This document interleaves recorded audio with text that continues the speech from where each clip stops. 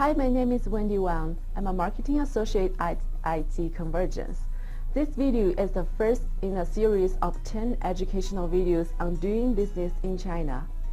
Although we focus on Oracle eBusiness Suite, much of the information is useful to other ERP systems as well.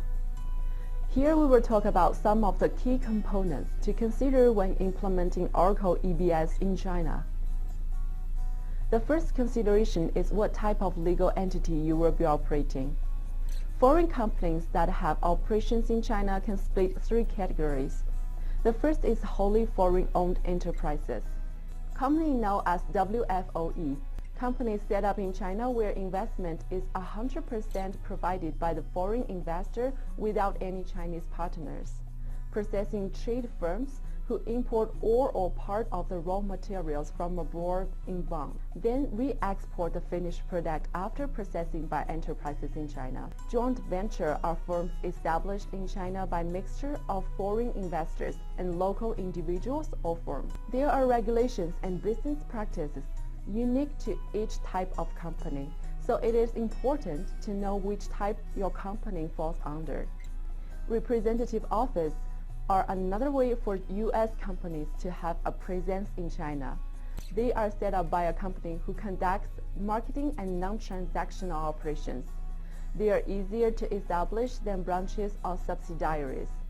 And because of their non-transactional nature, they are less regulated by the government. There are a number of localization and statutory requirements that could pose a hurdle to companies looking to roll out Oracle EBS to their China practice. One of the most basic requirements that must be incorporated into EBS setup is language support, since all local supplier documents need to be in Chinese.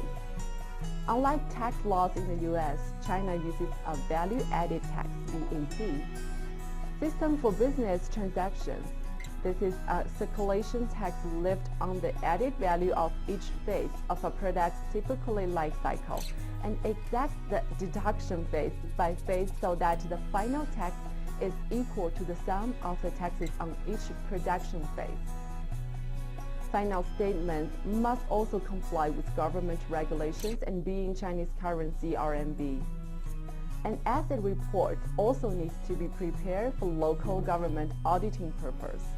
According to local regulations, all these reports must be in Chinese. Another thing to consider is time differences across global instances.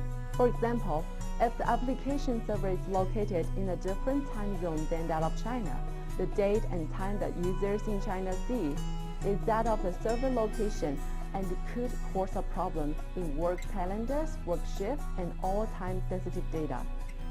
There are also a number of other statutory requirements, all of which can be embedded to Oracle to satisfy these conditions.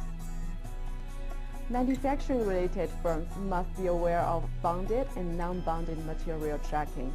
Materials and parts imported as bonded must be re-exported after processing, and enterprises may not sell their bonded materials and parts or finished parts in China. Otherwise, you will be subject to taxes and tariffs. There are many complicated measures associated with the implementing Oracle in China on a single global instance, as well as keeping up to date on the China's ever-changing statutory policies. Since 1998, IT Convergence has helped dozens of multinational companies to implement Oracle to support business expansions today. I hope you found this presentation useful. Please feel free to visit our website or call us for more information. Thank you.